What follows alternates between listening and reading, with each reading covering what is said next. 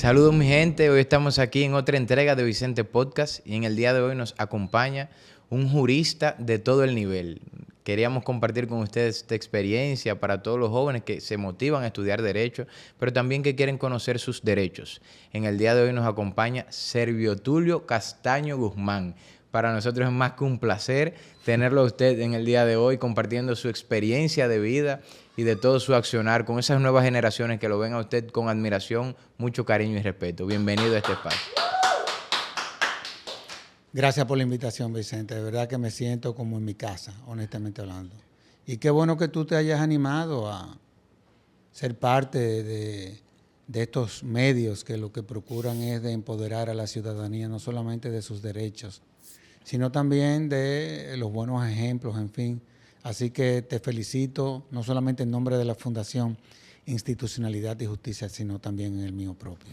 Muchísimas gracias, de verdad. Y para esos jóvenes que no lo conocen, ¿quién es Servio Tulio? Explíquenos de dónde viene, cómo se motiva a estudiar Derecho y cómo son sus inicios de joven cuando estudiaba en el colegio. ¿Era dinámico? ¿Era un niño tranquilo, aplicado? Cuéntenos eso.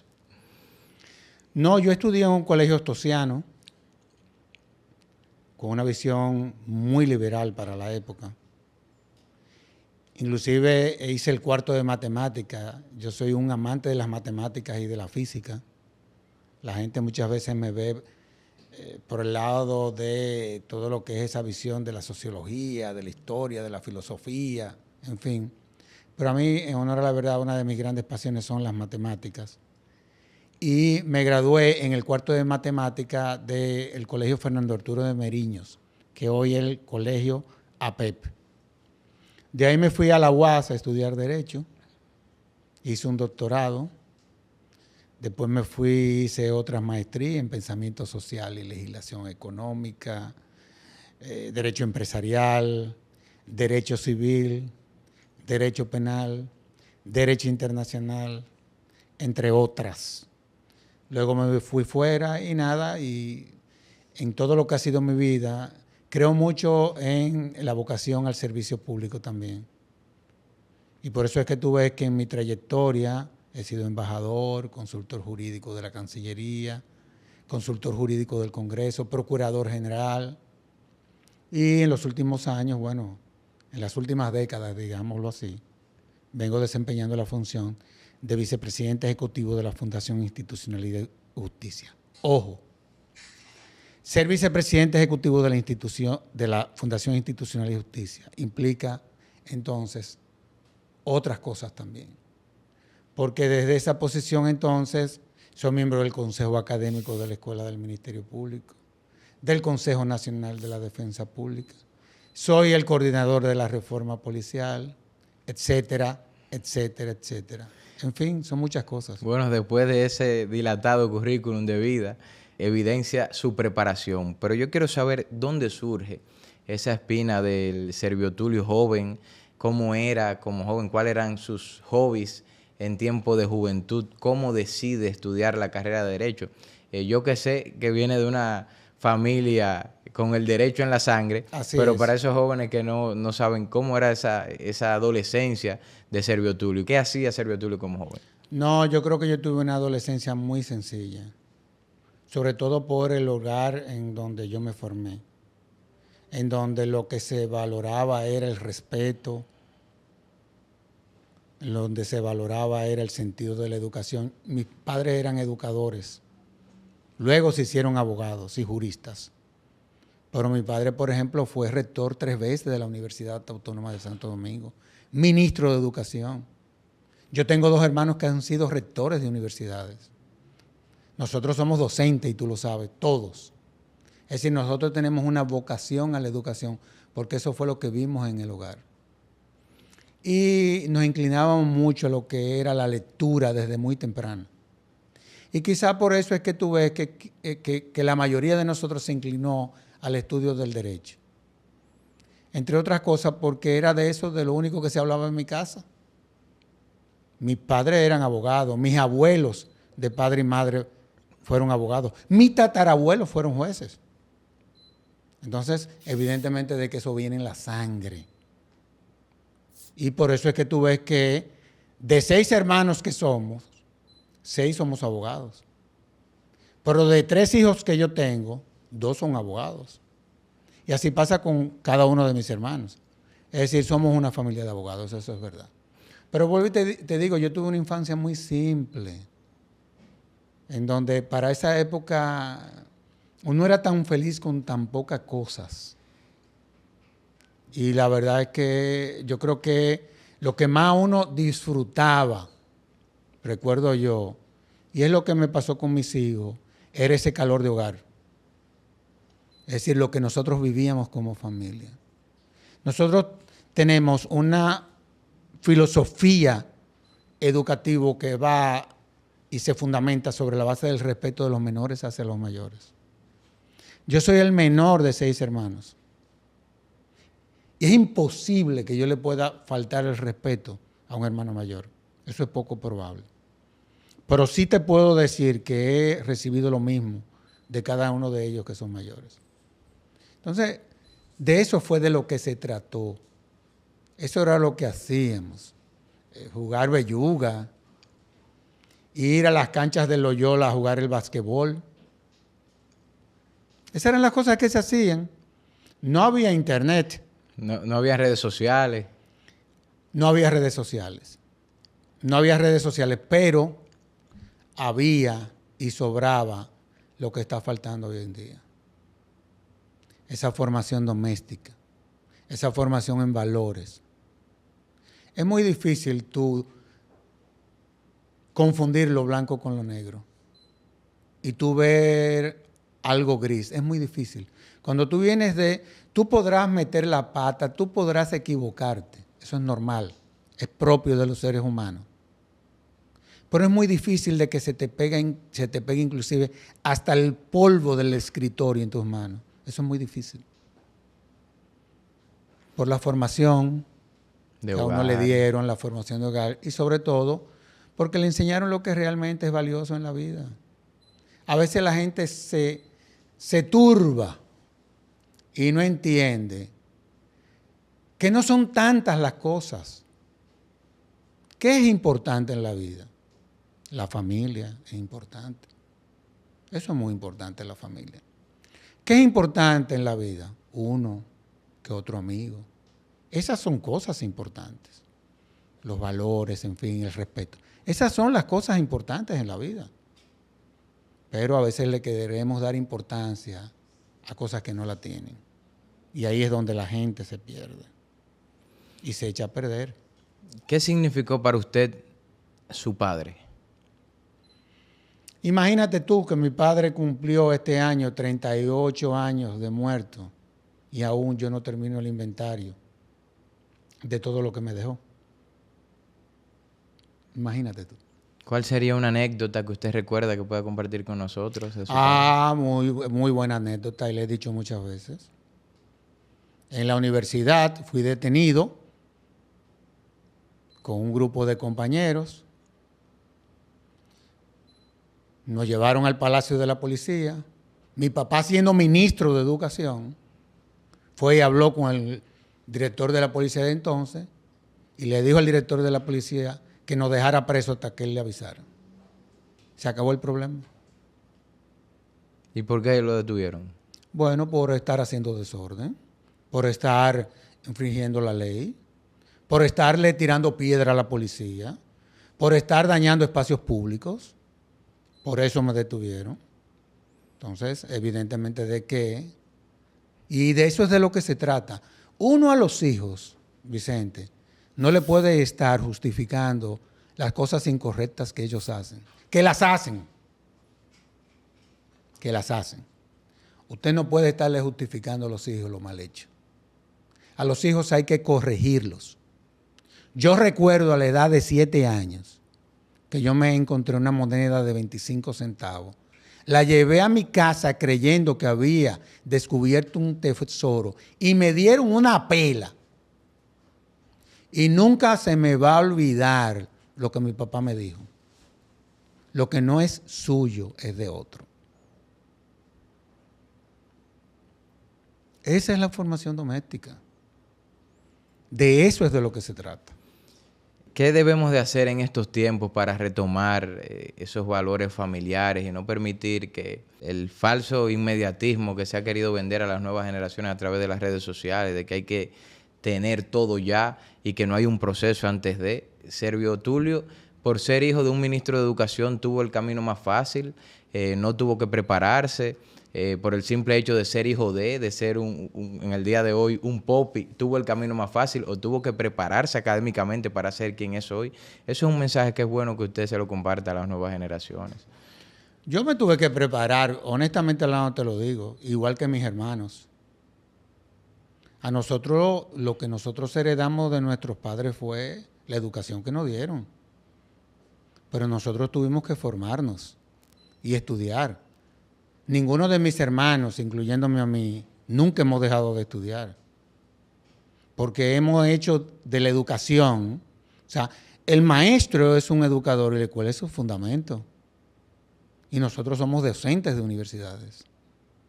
Y respetamos eso muchísimo.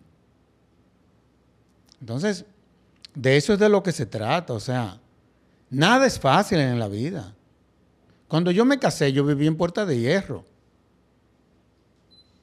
En Puerta de Hierro, que hoy en día queda a unos 15 kilómetros de la ciudad. Y fui poco a poco. Después vine a Los Próceres. Después me mudé a Matahambre. Después fui al Naco. Hoy vivo en el Piantini. Pero yo tengo 38 años de casado y 40 años de que me gradué de un ejercicio profesional exitoso, en donde nunca he tenido ningún tipo de escándalo, afortunadamente. Gracias a Dios.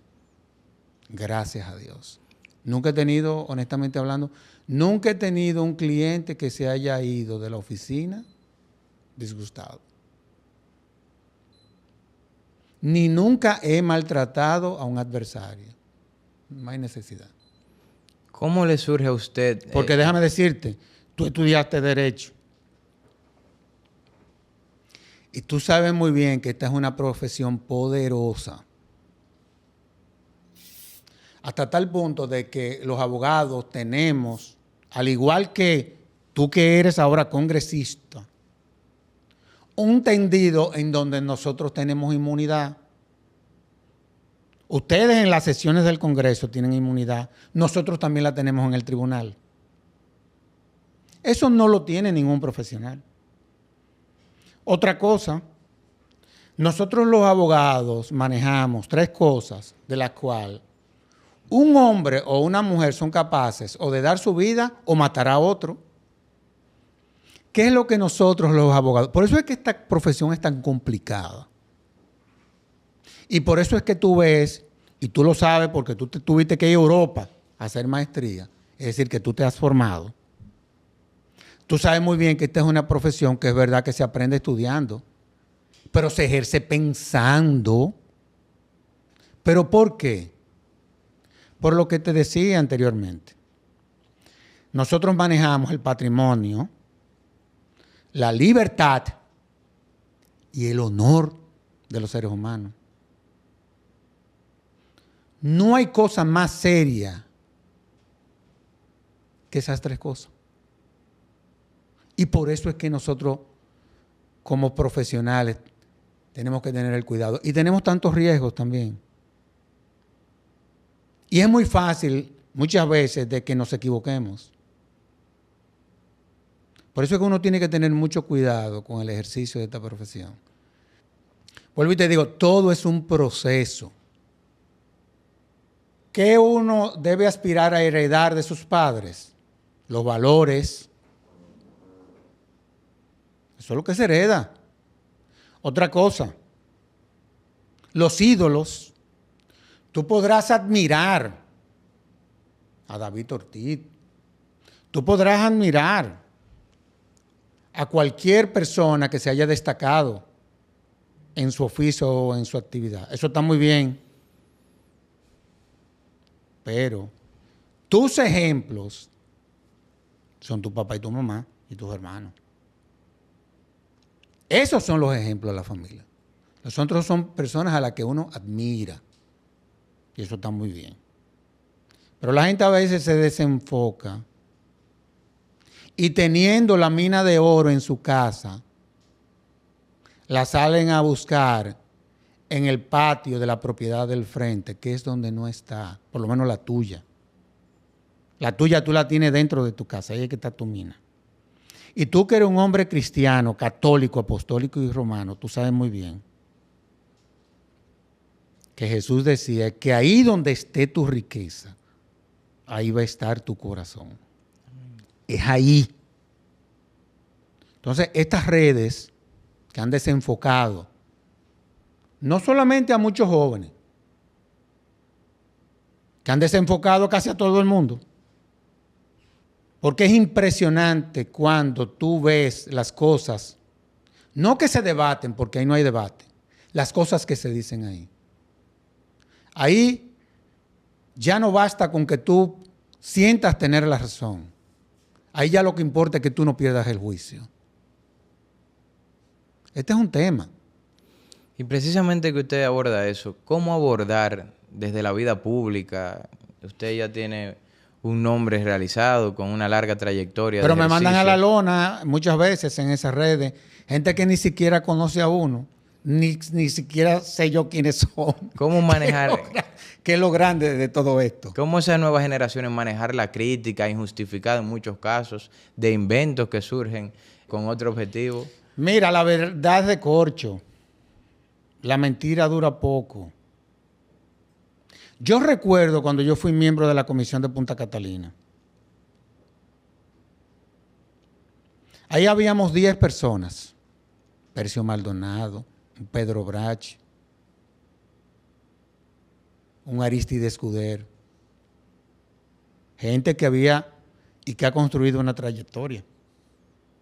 Tú no te puedes imaginar la cantidad de cosas que decían de uno ahí. ¿Y qué pasó? Eso es para que tú veas que en la vida tú tienes que hacer lo que tú entiendes que es correcto. Nunca dejes que sean los demás quienes te dirijan. No permita eso. Por más presión que tú puedas sentir, a fin de cuentas, quienes te conocen saben quién tú eres. Y eso es lo que importa. No quien no te conoce. Es quien te conoce quien tiene que saber quién tú eres. Y es a quien a ti te tiene que importar que ellos sepan quién tú eres. Pero yo recuerdo la cantidad de barbaridades que se decían ahí. Y al final, ¿tú sabes qué pasó? Tú no te puedes imaginar la cantidad de gente pidiéndole excusa a uno. Porque aquí también existen las olas. Las olas. Las olas. La gente se monta en las olas. Pero ni siquiera es por los views, ni por los checklists. Es que el ser humano es muy complejo. Y es muy frágil. Y muchas veces y muy fácilmente se deja arrastrar de eso. Por eso hay una obra que yo te recomiendo. Uno de mis escritores, bueno, tú y yo estamos en la misma frecuencia porque tú y yo parece que nos enseñaron desde chiquito que en la lectura es donde está la esencia de la vida y parece que nos gustó. Así es. Hay una obra de Winston Churchill. Churchill, tú eres político y tú sabes que Churchill fue uno de los hombres del siglo XX. Así es. Está Roosevelt también. Pero Churchill, en su obra La Segunda Guerra Mundial, hay una frase que a mí me impactó. Evidentemente, él la presentó de esa forma, un tanto como para realmente que la misma fuera de mayor impacto.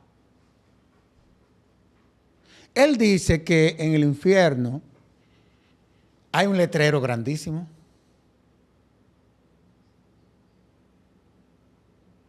¿Qué dice qué? ¿Qué dice el letrero? Sigue adelante. En la vida tú tienes que seguir adelante. No te distraigas. Sigue adelante. Siempre van a decir. Optar por una posición pública y fue lo que tú optaste en tu vida. es un camino de muchas satisfacciones, pero de mucho sacrificio. Así es. Pero tú tienes dos opciones en la vida. O te quedas en tu casa y permite que gente como tú, que eres competente, le abran entonces la puerta a la mediocridad.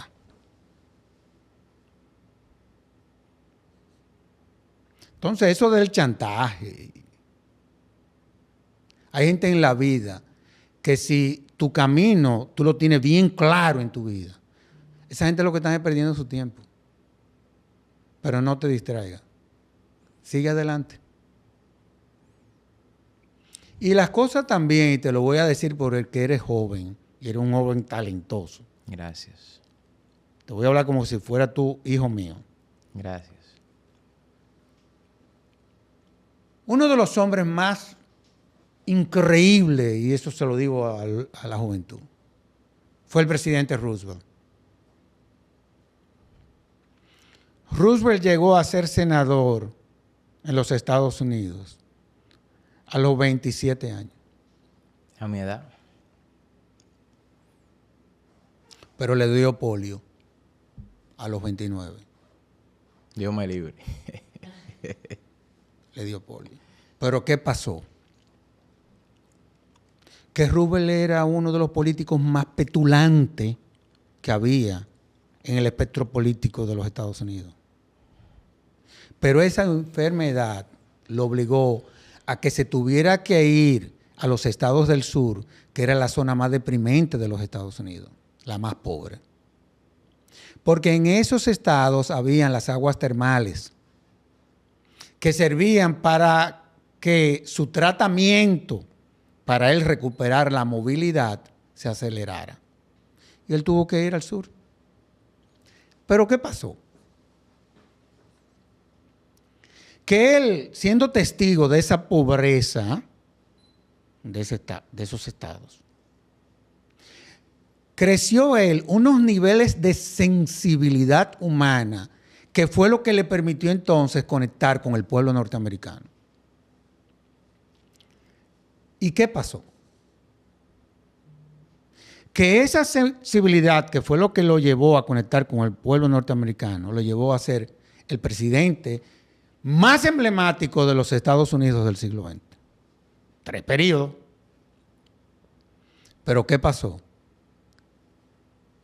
Que por esa enfermedad él creó el sistema de salud más perfecto del mundo, el Medicare. Lo que yo te estoy tratando de decir con todo esto es, nunca te preguntes el porqué de las cosas. Pregúntate, ¿para qué? ¿Para qué sucedió esto? No por qué. ¿Para qué? Porque siempre es para algo bueno. Y en ese sentido, ¿qué rol de su vida que ha sido conjugada entre la justicia, el servicio público, el de desenvolverse en actores influyentes de la sociedad, qué rol juega la humildad en la construcción de una carrera exitosa? ¿Cómo no permearnos de esa falsa arrogancia que tal vez se quiere vender a través de los medios del hombre de la actualidad, en el cual yo pienso en mí, solamente en mí y para mí, y no pensar en el colectivo, en una sociedad que debemos de aportar como nuevas generaciones a un país en construcción? ¿Cómo mantenernos humildes y qué rol juega dentro de la construcción de la carrera de un profesional la humildad? Yo no sé si yo lo soy. Honestamente no te lo digo. Porque es muy difícil uno. Pero yo trabajo mucho la parte del amor al prójimo. Concéntrate, muchas veces uno se la complica queriendo hacer grandes cosas.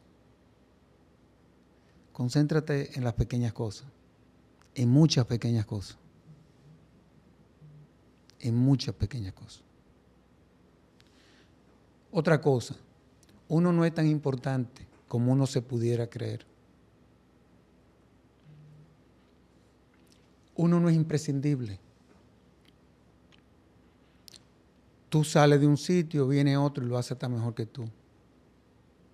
Y lo bueno es que sea así, que lo haga mejor que tú. Por eso es que cuando yo cumplí mis 40 años, yo llegué a 3 conclusiones. La primera que te la dije, uno no es tan importante como uno se cree. Segundo, en la vida no hay tantas cosas importantes, es uno que se la complica. Y la tercera, y yo creo que de esa yo estoy seguro, yo sé que yo voy para el purgatorio. Ahí me voy a pasar 3 meses, 4 meses. Estoy trabajando para que sean cada vez menos.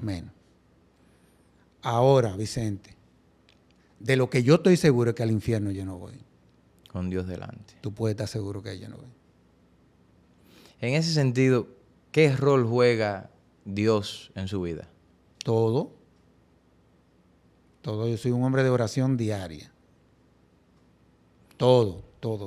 Además, yo no creo en Dios. Yo sé que Él existe.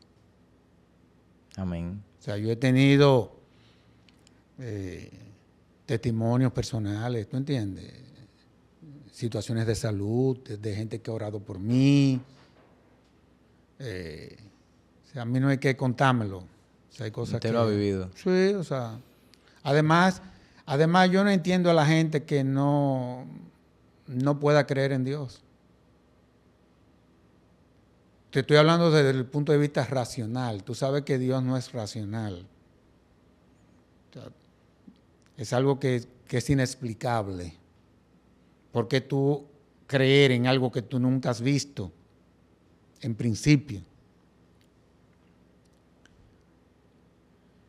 Pero desde el punto de vista, como queremos ser, todo aplicarle la razón,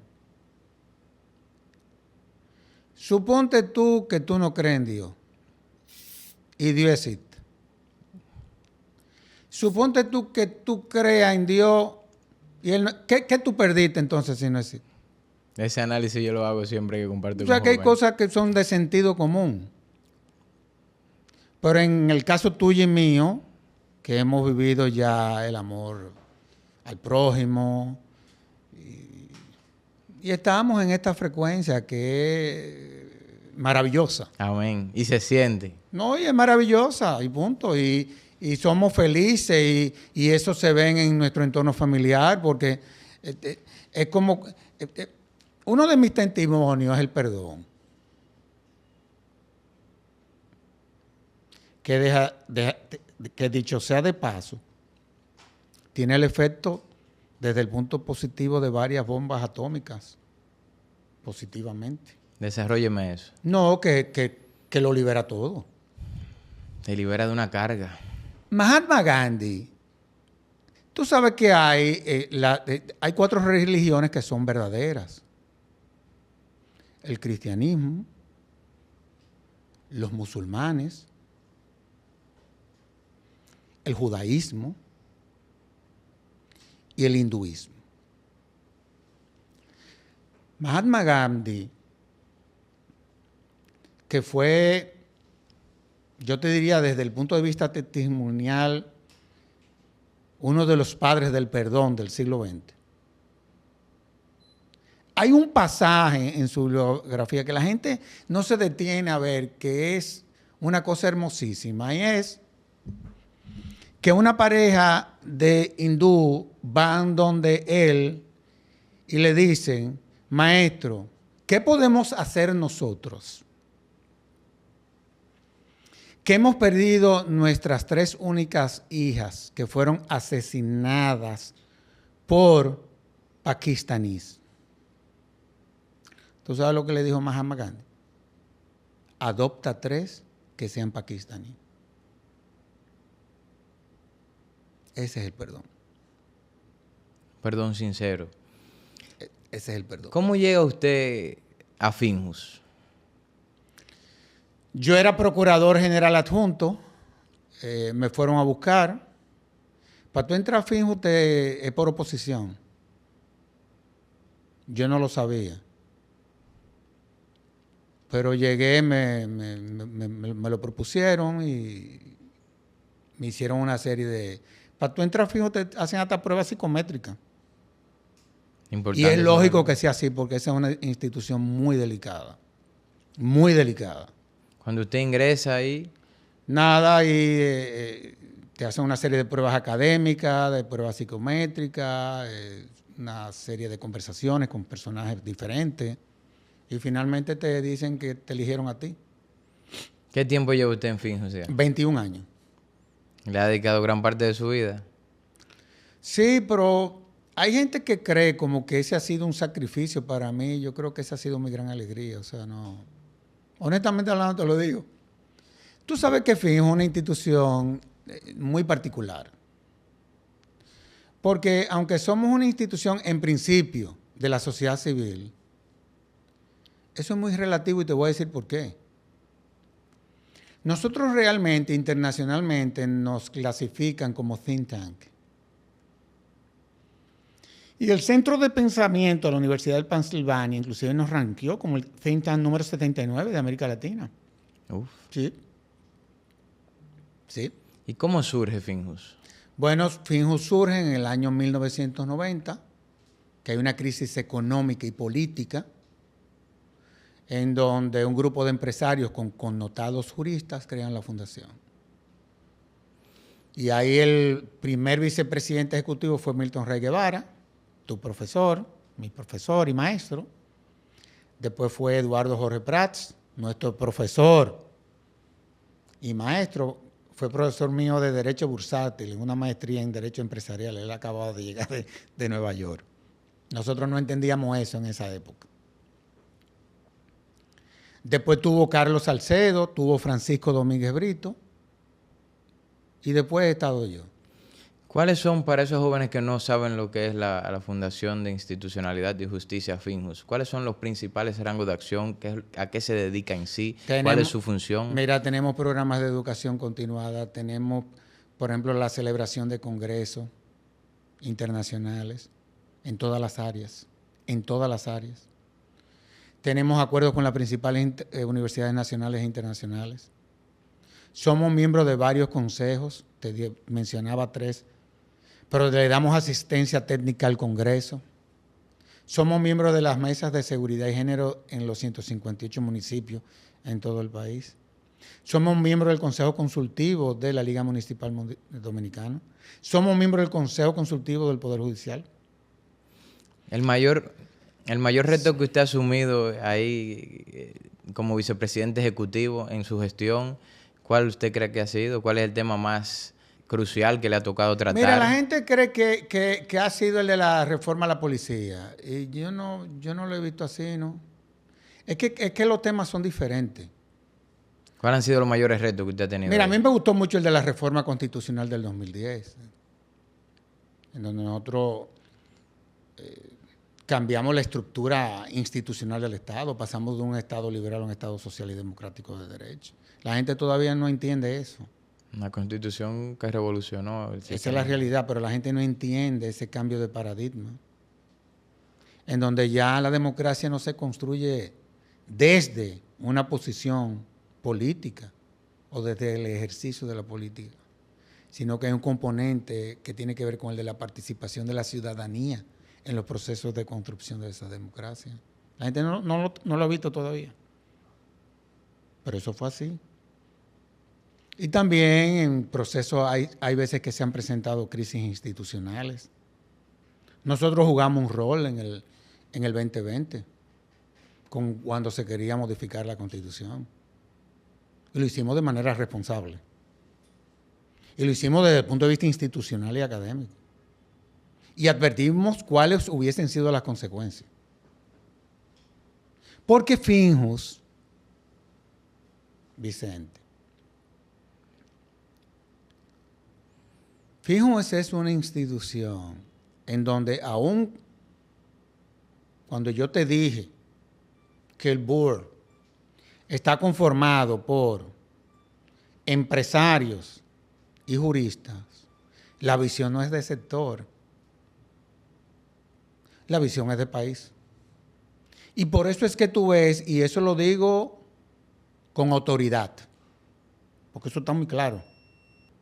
Los pronunciamientos del CONE son los pronunciamientos del CONE. Fijos. A lo largo de toda su trayectoria como jurista, obviando la parte que ya tiene como vicepresidente ejecutivo de Fijos. Este es el programa más difícil que yo he hecho en mi vida, para que lo sepas.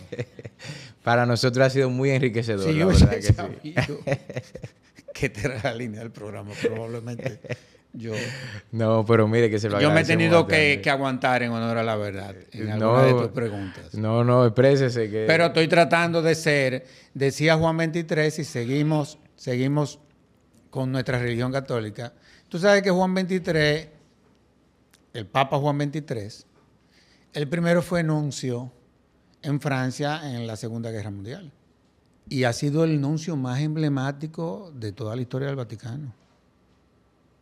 Por la cantidad de gente que ese nuncio salvó. Tú no te puedes imaginar. Miles de niños judíos, miles, le salvó la vida. Y manejó situaciones de enfrentamiento con el Führer. Cosa que no era fácil. Y se mantuvo firme. Bueno, cuando él se va, porque ya deja de ser nuncio, concluye la Segunda Guerra Mundial, un periodista le preguntó que cuál había sido la herramienta que él había utilizado para que su nunciatura se hubiese convertido en la más emblemática del Vaticano hasta entonces. ¿Y tú sabes lo que ese bendito hombre dijo? La sinceridad. Que eso fue lo único que él fue. Y yo sé que usted trata de emular ese ejemplo. Sí, definitivamente que sí. Entonces yo quiero que usted me responda cuál ha sido el momento más difícil, de más aprieto, en el que se ha visto a lo largo de toda su carrera.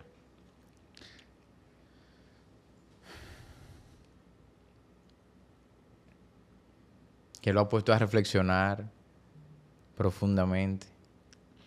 No, mira, a mí en una ocasión, y lo voy a decir,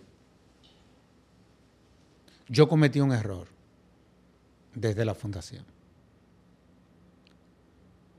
Creo que ha sido el error más grande que yo he cometido en mi vida. Pero lo cometí sin saber que no tuve la intención, pero reconozco que con ese pronunciamiento yo hice daño. Por eso es que hay que tener cuidado con las cosas que uno dice y cómo las dice. Tú estás viendo esto de las redes, pero esas son cosas que, por lo menos que para mí no tienen ningún valor. Pero yo cuando entré a la fundación, yo dije que en el gobierno anterior aquí había habido un narcoestado. En el gobierno del presidente Hipólito Mejía. Pero no fue eso lo que yo quería decir, lo que quise decir. Yo lo que quise decir fue que el problema de la droga es un problema de Estado. Pero hablé del narcoestado. Y eso es injurioso. Tú me dirás, ¿y qué tú hiciste? Inclusive el presidente, con razón, mandó una carta a la fundación quejándose. Yo de lo único que me quejé fue de que él debió de haberme la mandado a mí, no al consejo. Porque el que fue responsable de ese pronunciamiento fui yo. Cuando me junto con el presidente Mejía, que es un hombre muy sensato, yo no, mira, yo sé qué fue lo que pasó. Digo yo, sí, pero yo necesito pedirle perdón a sus hijos. Yo nunca había hablado de esto, ¿eh? Una actitud muy responsable. Y yo me encuentro con Carolina, me dijo, háblate con Carolina, porque tú con Ramón no vas a tener problemas, ni con ninguno con los muchachos, pero háblate con Carolina. Y saliendo de un pésame que dimos en la funeraria de Holandina, yo agarré a Carolina ahí. Y le pedí perdón. Eso habla muy bien de usted. Porque no hay derecho a eso, tú ves. Aunque no fue mi intención, yo hice un daño a una familia. Y me perdonó. Inclusive hasta tal punto de que en la administración de Carolina Mejía, ella ha firmado 2 acuerdos con la fundación. Excelente. Que es un espíritu de grandeza de parte de ella. Claro. Pero vuelvo y te digo a ti, Eso para mí fue incorrecto de mi parte. Y si tengo que pedir perdón 60,000 veces, ya ellos me perdonaron. Pero si lo tengo que hacer 60,000 veces, 60,000 veces lo voy a hacer. O yo me equivoqué. Asumir los errores. No, yo me equivoqué. Para que estemos claros. En ese sentido, cuando usted mira hacia atrás toda una vida, una trayectoria de ejercicio, de notoriedad, de buen trabajo, de buen nombre, ¿qué usted le diría al Servio Tulio si tuviera la oportunidad ahora y lo estuviera mirando de frente, de 20 años con la edad que usted tiene hoy?